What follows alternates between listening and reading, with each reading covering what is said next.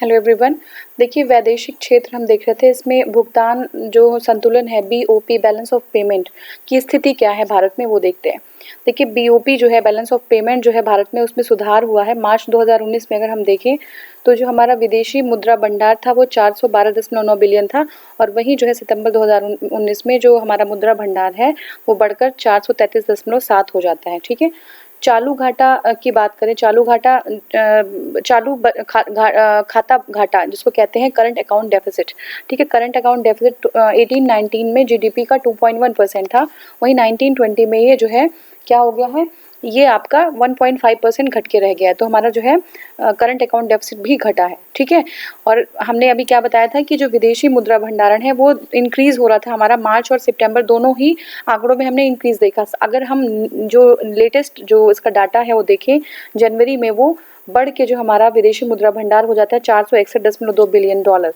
ठीक है, अब देखिए वैश्विक व्यापार की मैं बात करें तो 2019 में वैश्विक जो व्यापार है, ग्लोबल ट्रेड है ना, वो क्या है 2.9% अनुमानित वृद्धि के अनुरूप 1% है ना, वैश्विक व्यापार 1% की दर पर बढ़ने का अनुमान है। ठीक है, और 2017 में ये 5.7% अपने जो है शीर्ष पे था। तो वैश्विक जो उत्पादन है, वैश्विक उत्पादन 2.9% और वैश्विक व्यापार 1% की दर से, लेकिन 2017 में ये अपने टॉप पे था, ये 7.5% की दर से जो है अपने शीर्ष पे पहुंच चुका था।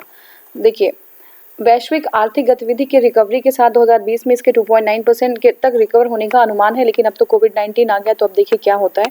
ठीक है, अब नेक्स्ट हमारा है 2009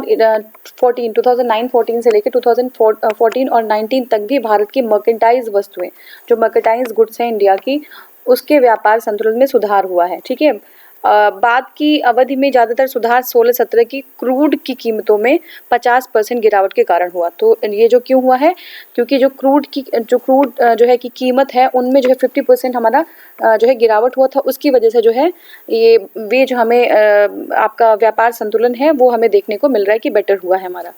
ठीक है, अब 5 शीर्ष व्यापारिक साझेदार जो इंडिया के कौन है, तो सबसे बड़ा जो है वो अमेरिका है, चीन है, संयुक्त अरब अमीरात है, सऊदी अरब और हांगकांग। याद रखिएगा सबसे बड़े जो साझेदार हैं इंडिया के साथ वो चीन है।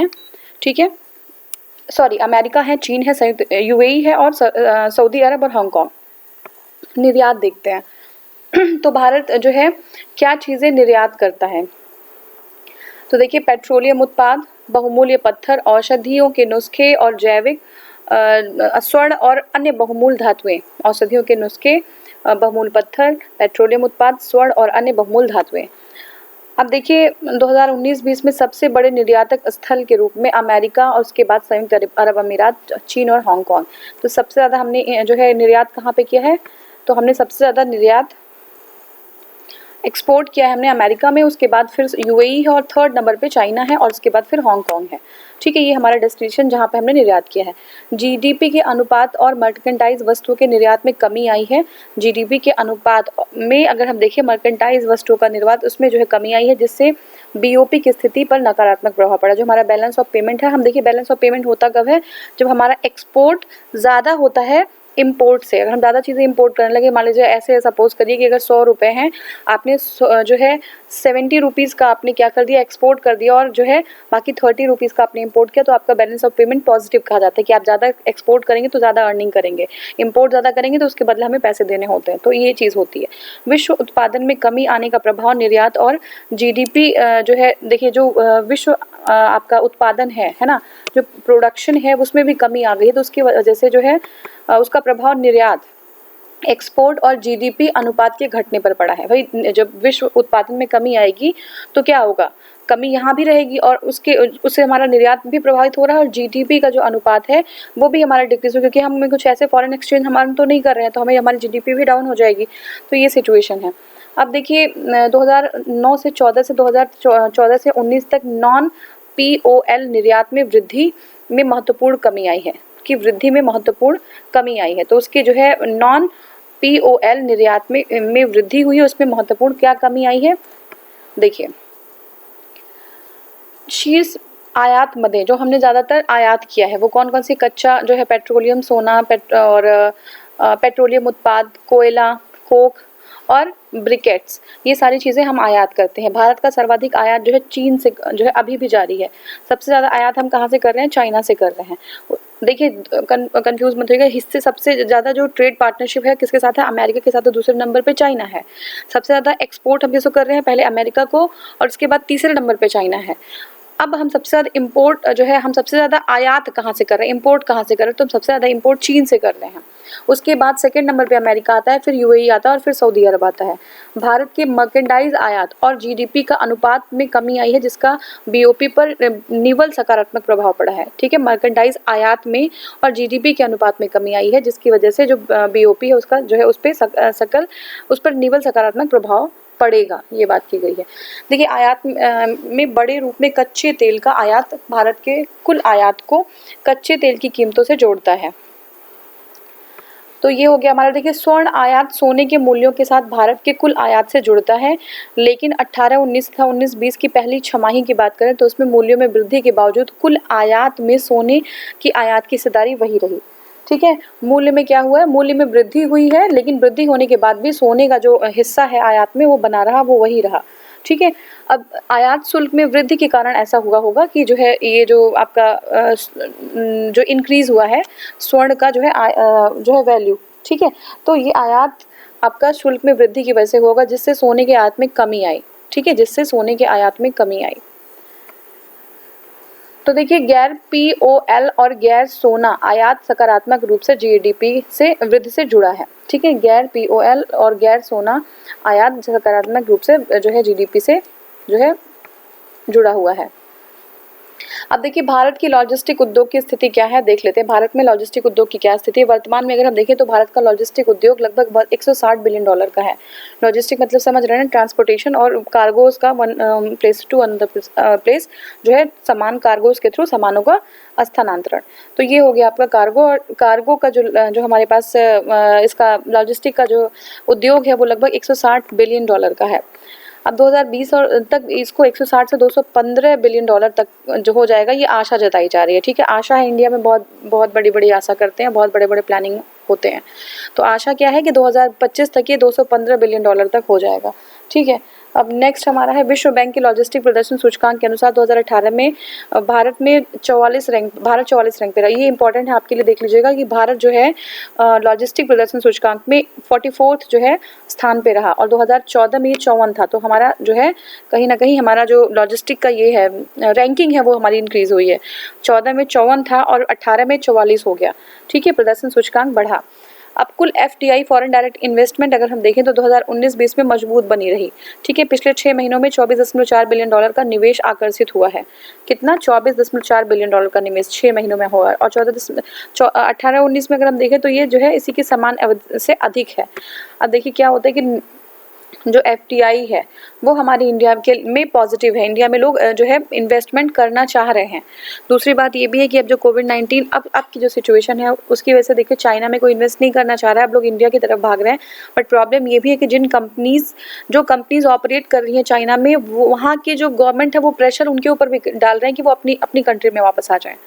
तो देखिए क्या स्थिति बनती है। विदेशों में रहने वाले अप्रवासी भारतीयों की रकम में प्राप्ति में वृद्धि हो रही है। ठीक है, विदेशी में जो हमारे जो अप्रवासी भारतीय उनकी रकम की प्राप्ति में वृद्धि हो रही है। 19-20 की पहली छमाही में 38.4 बिलियन डॉलर की प्राप्ति हुई थी, जो पिछले वर्ष से 50% अधिक है। अब बाहरी ऋण का क्या जो है स्थिति है इंडिया में, देख लेते हैं। सितंबर 2019 के अंत में यह बाहरी ऋण जो है यह क्या है, बाहरी जो ऋण है जीडीपी के 20.1% से के निचले स्तर पर है। ठीक है, तो जो बाहरी ऋण है वो जीडीपी का 20.1% है। 14-15 से गिरावट के बाद भारत की बाहरी देनदारियां यानी कि ऋण तथा इक्विटी जून 2019 के अंत में जीडीपी की तुलना में बढ़ी। ठीक है, ऐसा एफडीआई पोर्टफोलियो प्रवाह तथा बाहरी वाणिज्यिक उधारियों जो है में वृद्धि के कारण हुआ। ठीक है, तो ये देख लीजिए कि मतलब 14-15 में जो गिरावट के बाद भी 14-15 से गिरावट के बाद भी भारत की जो बाहरी देनदारियां हैं, ठीक है, बाहर की देनदारी जिससे ऋण हुआ या इक्विटी हो गया, वो जून 2019 के अंत में जीडीपी की तुलना में बढ़ गई। ठीक है। क्या रीज़न है इसका? रीज़न है FDI, foreign direct investment, portfolio के थ्रू इन्वेस्टमेंट, उसका प्रवाह और बाहरी वाणिज्यिक उधारियों, ठीक है, इसमें वृद्धि के कारण जो है हमारा टोटल जो देनदारियां हैं वो इंक्रीज हो गई। बात समझ रहे हैं? तो हमने जो है क्या किया, ऋण और इक्विटी प्रोवाइड किया, इसलिए हमारी देनदारियां बढ़ गई हैं। मौद्रिक प्रबंधन तथा वित्तीय मध्यस्थता क्या है? देखिए मौद्रिक नीति क्या है, 19-20 में सामंजस्य जो है योग्य रहा। मौद्रिक नीति देख लेते हैं हम एक बार। देखिए कम वृद्धि तथा कम मुद्रास्फीति के कारण वृद्धि कम हुई और कम जो है इन्फ्लेशन हुआ, उसके कारण जो है वित्तीय वर्ष में MPC के 4 बैठकों, MPC मॉनेटरी पॉलिसी कमेटी, ठीक है, उसकी 4 बैठकें हुई। उसमें रेपो, रिवर्स रेपो, ये सब आपको पता होना चाहिए, ठीक है। रेपो दर 110 बेसिस पॉइंट की कटौती की गई है। रेपो दर में 110 बेसिस पॉइंट की कटौती की गई है, याद रखिएगा। और लेकिन 19 जो है दिसंबर 19 में हुई 5वीं बैठक में इसमें कोई फेरबदल नहीं किया गया। 19-20 की शुरुआती बात करें तो 2 महीनों की नकद की स्थिति कमजोर रही है, लेकिन कुछ समय बाद ये सुविधाजनक हो गई है, ठीक है। सकल गैर निष्पादित अग्रिम अनुपात क्या है? अब देखिए 2019 के बीच अनुसूचित जो व्यावसायिक बैंक है, अनुसूचित व्यावसायिक बैंकों के लिए बिना किसी बदलाव के 9.3% रहा। गैर बैंकिंग वित्तीय निगम यानी NBFC, non banking financial companies के लिए 2019 में 6.1% से मामूली रूप से बढ़कर 19 में 6.3% हो गया। तो ये जो आपका गैर निष्पादित, सकल गैर निष्पादित अग्रिम अनुपात है, अगर वित्तीय कंपनी, गैर वित्तीय कंपनी की बात करें, NBFCs की बात करें, तो ये 2019 में 6.1% और 2000 जो है आपका सितंबर 2019 में ये 6.3% हो गया है, ठीक है। तो ये सारी चीज़ें आपको तभी क्लियर हो पाएंगी जब जो है आप इकोनॉमिक्स के टर्म आपको आइडिया होगा, ठीक है। अदरवाइज हम बहुत लंबा ले लेंगे ये लेक्चर अगर हम सारी चीज़ें एक्सप्लेन करते जाते हैं। ये पॉसिबल तभी है जब किसी और लेक्चर में अगर हम इकोनॉमिक्स की क्लास ले रहे हो तो उसमें हम एक्सप्लेन कर दें, ठीक है। तो अभी आप आंकड़ों को समझिए, क्योंकि एग्जाम देना है, तो आंकड़े आप देख लीजिए कि कैसे क्या हुआ है। आप एक बार 2 बार इसको सुनिएगा तो आपको चीज़ें याद हो जाएंगी, लर्न हो जाएंगी, बाद में हम एक्सप्लेन करेंगे इसको। ऋण वृद्धि क्या है? देखिए अर्थव्यवस्था के लिए वित्तीय आवक जो है सीमित रही है, ठीक है। वित्तीय जो आवक है वो सीमित रही है, क्यों? क्योंकि दोनों बैंकों और NBFC के ऋण वृद्धि में गिरावट हुई है, ठीक है। बैंकों को के भी और NBFCs के भी ऋण की वृद्धि में गिरावट हुई है, ठीक है। बैंकिंग ऋण वृद्धि अप्रैल में 12.9% थी और जो है जो उसको घट के जो है 2019 में 7.1% हो गई, ठीक है। अब देखिए पूंजी से SCB के जोखिम भरे परिसंपत्ति अनुपात मार्च 2019 और सितंबर 2019 के बीच 14.3% रहे। ये बहुत ज़्यादा आंकड़ा दिया हुआ है, इसको आपको जानने की इतना ज़रूरत नहीं है। मूल्य और मुद्रास्फीति देख लीजिए। मुद्रास्फीति आपको पता होगा क्या होता है मुद्रास्फीति, ठीक है। जब किसी जो है प्राइस की, मान लीजिए एक पेंसिल है आपके पास, कभी उसकी कीमत 5 रुपये हुआ करती थी, लेकिन वही सेम है, वही सेम क्वालिटी है, अब उसकी कीमत जो है 50 रुपये हो गई उसी पेंसिल की, ठीक है ना। तो हम जो है क्योंकि सप्लाई कम हो रहा है, हम जो है बहुत ज़्यादा उस चीज़ की डिमांड बढ़ गई, उसके लिए ज़्यादा पेमेंट करना पड़ रहा है। तो मुद्रास्फीति की ये सिचुएशन है। 2014 के बाद मुद्रास्फीति नियंत्रित रही, ठीक है। उपभोक्ता मूल्य सूचकांक CPI मुद्रा जो है स्फीति 2018-19 में 3.7% से बढ़कर 19-20 में जो है ये 4.1% रह गई, ठीक है। तो जो है 18-19 में 7.3% CPI जो है उपभोक्ता मूल्य सूचकांक, अगर हम उपभोक्ता मूल्य सूचकांक की बात करें, ठीक है, CPI, तो ये जो है CPI 18-19 में 3.7 थी और जो है 19-20 में ये 4.1। देखिए ये इकोनॉमिक्स है तो इकोनॉमिक्स में आंकड़े होंगे ही होंगे, ठीक है ना। तो ये सब आपको समझना तो पड़ेगा, ठीक है। तो जो हमारा CPI है वो 18-19 में 3.7 था और जो है 19-20 में 4.1 हो गया है। अब देखिए WPI की बात करें, होल जो थोक है मूल्य सूचकांक मुद्रास्फीति, तो इसमें ये जो है 18-19 में 4.7 थी और जो है 19-20 में ये 1.5 रह गई है। 18-19 में ये 4.7 थी और 19 जो है 19-20 में ये 1.5% हो गई है, ठीक है। अब देखिए CPI मिश्रित मुद्रास्फीति के चालक क्या हैं? तो इसमें कोई इम्पोर्टेंट है नहीं, ये देख लीजिए दालों के लिए कोव वेब अनुभव क्या है। देखिए पिछली विपणन अवधि में देखे गए मूल्यों पर किसानों ने अपने नए बीज बोने का फैसला किया है। किसानों की रक्षा के लिए किए गए उपायों जैसे मूल्य स्थिरीकरण कोष, ठीक है, न्यूनतम समर्थन मूल्य, ये सब किस लिए है? ये जो है किसानों की रक्षा करने के लिए। अगर किसान जो है उनको उत्साहित करने के लिए वो जो है किसी चीज़ का प्रोडक्शन कर पाए, अगर अदरवाइज उनको ये पता रहे कि हमारा जो भी हमारा क्रॉप्स है, जो हमारी फसल है वो बिकेगी ही नहीं बाद में, तो हम कैसे कर पाएंगे उसको? अगर वो बिकेगी नहीं तो फिर किसान उसको जो है लगाना भी नहीं चाहेंगे। तो उनको एक निर्धारित एक मूल्य निर्धारित की जाती है कि इतने में, फसल के पहले ही एक मूल्य निर्धारित की जाती है कि इतने में जो है आपका क्रॉप्स होगा वो बिक जाएगा, ठीक है।